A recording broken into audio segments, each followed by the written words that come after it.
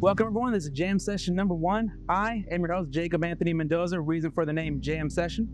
Behind the camera, we have Matt, and today we have our guest. Awesome person, glad to meet him today. Been catching up on his recent EP. Arizona natives will know him, but he'll be known outside of circles. He'll be known most places. And we have Vexa today.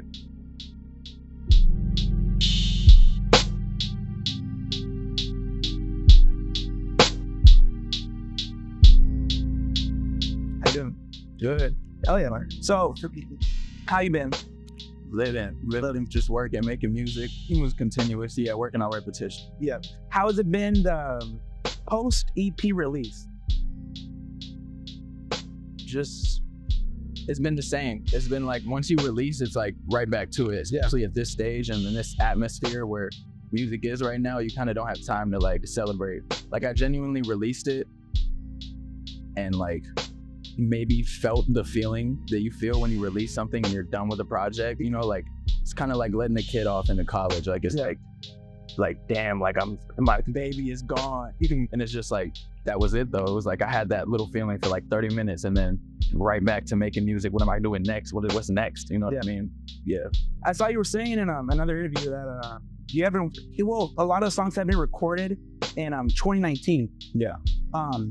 Like all tracks recorded in 2019 or? Yeah, not all of them from that, even not that specific project, but a lot of this stuff is just stuff from the vault, like things that I've curated, like, because when I create music, I create in like projects. So like I'll like do a verse of songs for like a whole month and they'll all be like tailored to like one like sound. Yeah. You know what I mean? Just naturally. Like I don't do it like intentfully, but yeah. So those songs are all like that vibe. Like they were just created in the same time period all the way back then and they're just like sitting, you know what I mean? And I was just scared to release and then I ended up releasing them and that's what that is. So yeah, those ones are, majority of them are from 2019, 2020. And then you touch up on them prior to release or just over time? Yeah, I touch up on them. That's like, I had seen you've been, you had wanted to throw another verse on Slutted Out, but you let the instrumental ride, which I think is actually really nice. Yeah, yeah. And then I actually like how, I want to say it's Odyssey. Odyssey really goes into Slutted Out, right?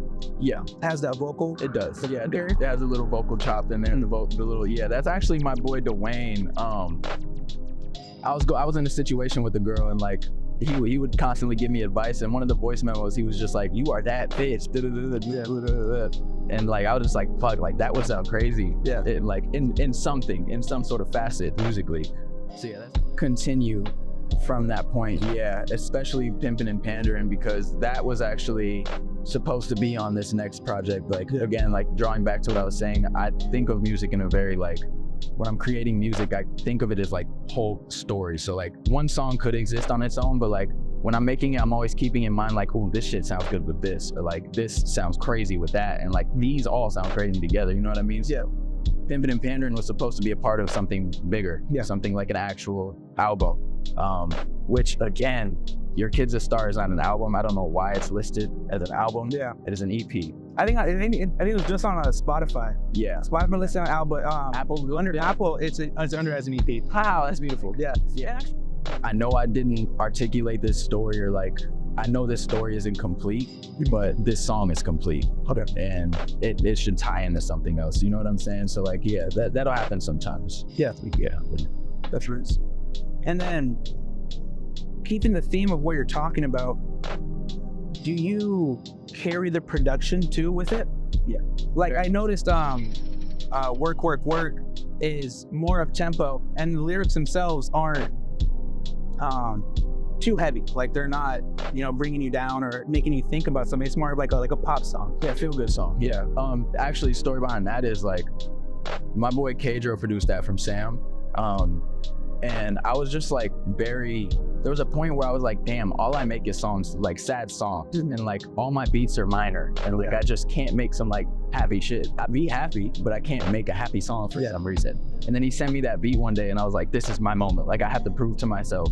And I also have to give that, you know what I mean? Because I want to be able to give every emotion, you know what I'm saying? And then like I make the song and it's like, yo, like it feels like a part of who I am, you know what I'm saying? Like I can do this, you know what I mean? Like I proved myself, yeah. Work is a very upbeat, feel-good song, and it was intentionally made that way. Hell yeah. And then do you find yourself, what do you feel happiest making? Like moods or like genres or just like? Well, actually, first thing, what would you consider, what genre would you put yourself under? And you can even bring that into like a sub-genre, like. Yeah, honestly, genre-wise, because I started off as a producer, that's like probably the toughest question. You know, like when someone comes up to you and they ask you like, what type of music do you make? You know, like you tell them I'm an artist, like what type of music? I have no, like, I don't make a type of music, I just make music. And sometimes the music makes me, you know what I'm saying? So like, it's hard to like, not even box myself in, but just like have a specific genre, you know what I mean? There are points, so like, the next stuff that's coming out is just very ratchet, very rhythm, very blues, very poetic, and very like some rap pieces, trap pieces, you know what I'm saying? Like drum and bass or? Yes, actually, yes. But like, and again, that's the stuff I was like in 2019, 2020, but like, whereas now, stuff that will come out after that is very like funk and very like psychedelic and very like cinematic soundtrack. Where do you draw the inspiration from? All different types of things, mediums, memories, nostalgia, like just life. Like I'll think about like things that happened in the past, or like I'll hear a beat that my dad used to play all the time, and I'll write a whole entire like 3-minute long verse to it. Yeah. And then like I'll scratch the beat and then I'll make something for it. You know what I'm saying? Or like it's just like life and memories of movies. Yeah. Like Long Legs, crazy movie. I need to see it because I just know it's gonna. Have you seen it yet? Long Legs is free. I have not. Yeah. What have you seen recently? What is the last movie I saw? Yeah. Well, when you so inspired by music, do you find yourself when you're making anything to find yourself influenced by others, like others' projects or other people as?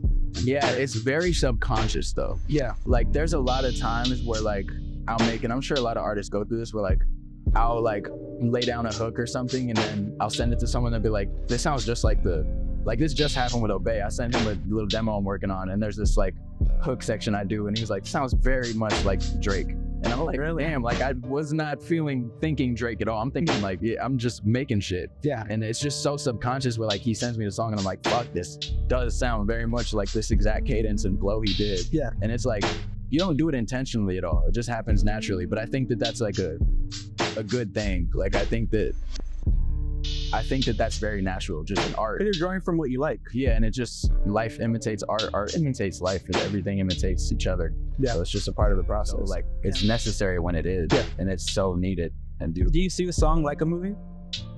Yes. Or they have to create like acts for it? Sometimes, yeah. You can see it like a movie, you can see it like a painting, you can see it like a outfit, like or like a character. It's just, yeah. Do you draw a lot from the Arizona scene? Like the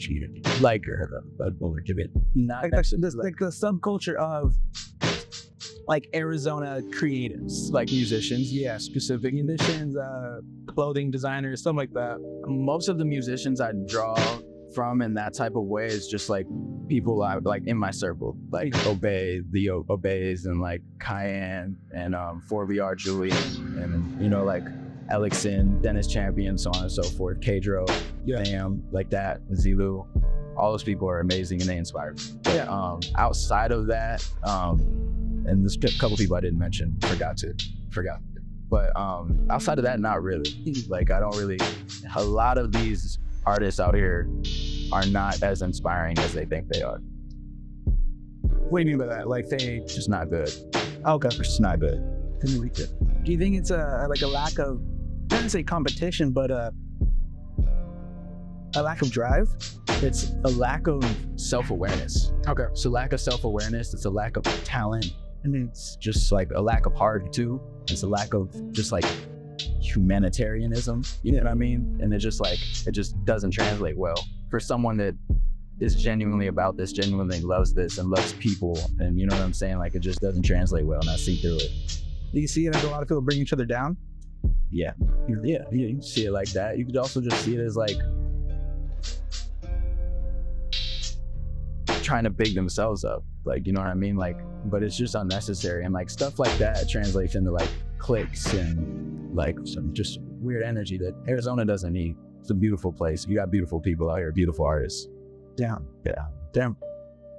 Yeah, but there's definitely like an age gap difference. There's definitely like the older generation is definitely doing their thing and they're doing their own thing. And like, there's no change in that. I think that's natural though.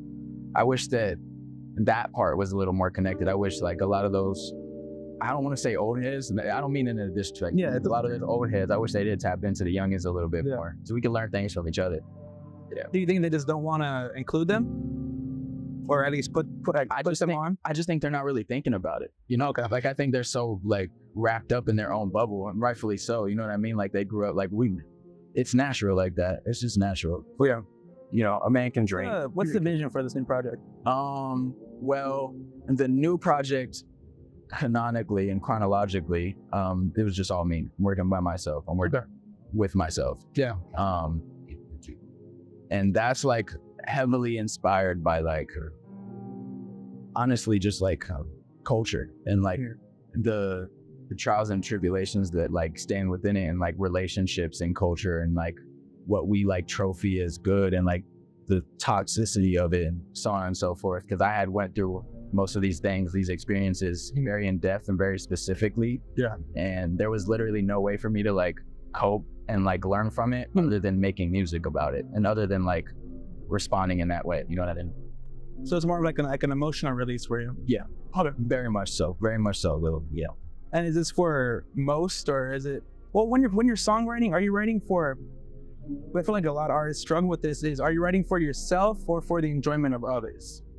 I write for myself and edit for the accessibility of others. Okay. So it's like, I know that like a lot of my shower thoughts people would probably relate to if I articulated it correctly. You know what I mean? Yeah. Like a lot of the times, like you have an idea, like, and this just goes with any creative form, any creative medium. It's like, you'll have an idea and you'll share it, and people will have critique or feedback or questions. And it's almost like, I was just thinking about this, and you want to like answer as much questions as possible while also leaving questions. You know what I mean? Like you still want people to have questions. Yeah. You edit and revise and so on and so forth, and, you know, make accessible so people don't have to ask 1,000 questions, and instead they have 3 questions, 4 questions. Yeah. You know what I mean? And it gives people interest post. Yes. They can find the answers. Yeah. Yeah.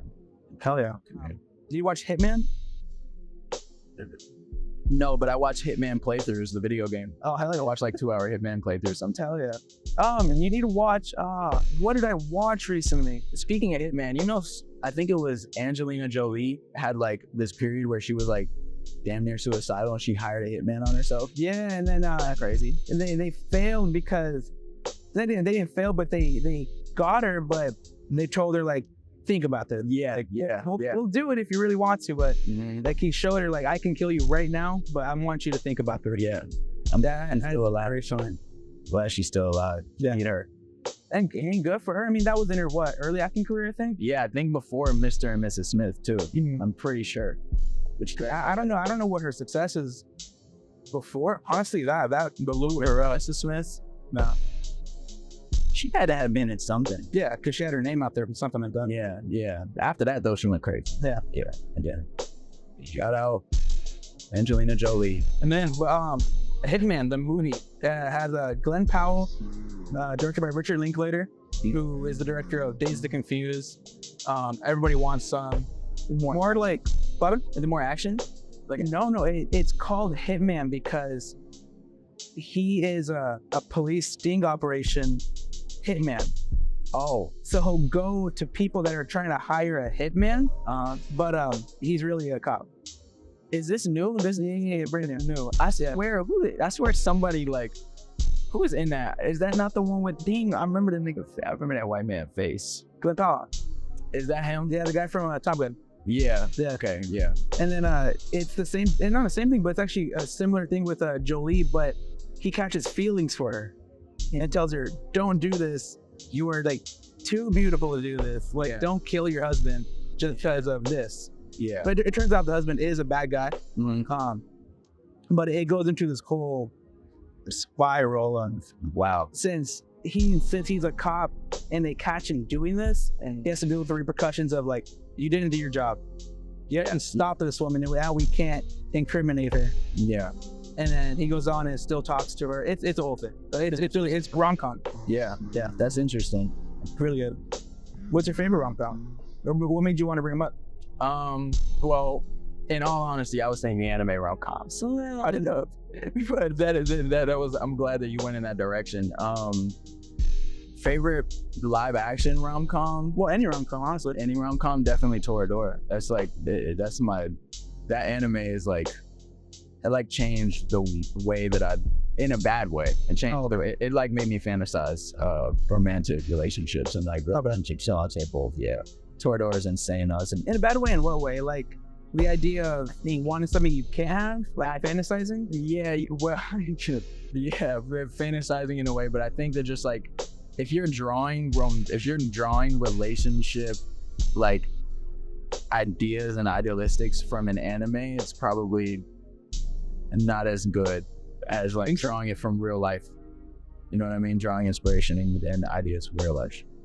I don't know. I feel like you get a lot of messages, or at least a lot of themes from animes. You do. Yeah, it is very true. Because a lot of them are built on an idea, and it's just scoped out. Yeah. I'm so glad I found a fellow Walking Deader. Yeah. I'm so glad. Well, Decision Games, have you played Until Dawn?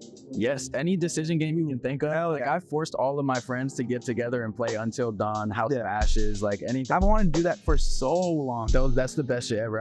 I used to stream, so like that's like kind of where like I got like I love like gaming with people. I love like shit, specifically decision-based games. I'm curious. I'm pretty sure I still have those videos up on my YouTube where like I used to really stream and like really post them on YouTube, but I played Life is Strange like to its completion. And that was like greatest memory. I love Life is Strange. I think the side stories or the side stuff wasn't as good, or at least not as good, but it wasn't as strong. But the core Life is Strange is phenomenal. So good. You know what else I love though? Bandersnatch. You on Netflix? Yes. That was like fire times. Like that's what I'm talking. Like that stuff like that, but in a theater, and somehow every single person can interact and not get left out. You know what I mean? Like I feel like that's like the future of cinema. Do you think, with it being, I guess voting wise, do you think it'll leave people out? That's what I was saying. They would have. If it was so singular. Yeah. They would really have to find a way. But I mean, if it's just like a group vote, everyone interacts. I want to do shit like that for like album releases and experience, you know what I mean? Like not to give away too much, but like I'm making a Kahoot right now for the new project, like for everyone to like interact and stuff. Yeah, that's sick. Little shit like that I think is such like, I mean, we're just creating experiences for each other, you know what I mean? And like whatever you feel like you want to experience and talk to people and like give that they would like, and it's like this would be like, that's why I love making music and like love, because I get to create experiences for other people. You know what I mean? When you put the song out, or just a project out in general, you were saying how the joy of it or the satisfaction of it doesn't last long. Yeah. Well, what is the biggest joy or the piece of satisfaction you get when someone listens to the music? I guess it's that. I guess it's a piece of it is that it's feeling heard. Like it's knowing that like I've done something and it has the potential to impact people's lives. Like it has the potential to and people can become fans and people can enjoy it, and not fans and like, oh my god, I love you, like I want to be like you type of fans, or like but just like low key like an extension of family. You know what I mean? It's like fan is fam without the other little arch. I've never said that shit before. Yeah, no, but I see exactly what you mean though. Is it not though? Yeah. Fan is fan without the little arch. It's a certain type. It's a certain type of fan too. Yeah. Because there's people that'll be fans of like you, and they'll be like, oh, I love this song because it's, and then they'll love you for creating it instead of loving the piece itself. Yeah, I know exactly where it's at. Yeah. But I think that, and also just like the joy of completing something, like now I'm able to sleep, like now I can like move on. You know what I mean? Because that's like one of the hardest things about like life in general, when you're just stuck on something or procrastinating something and just sitting with something or an idea. You're sitting with an idea as a creative, and it's just like, you want to get this monkey off your back at some point. It could be a beautiful monkey. It could be a monkey that could run, hop, jump, skip, dog. Hell yeah. Like shit like that. Like, just like that, like, that's a beautiful joy, but like, those are probably the two things that like stick with me. What's your fashion no-no? What's your biggest fashion no-no right now? Bad graphic on a t-shirt. Crazy specific, but seriously, You hate the blank. I hate a blank. I also hate a blank back. Is that I feel like I'm not getting my money worth. No, there's no blank on that, but that's not a tee.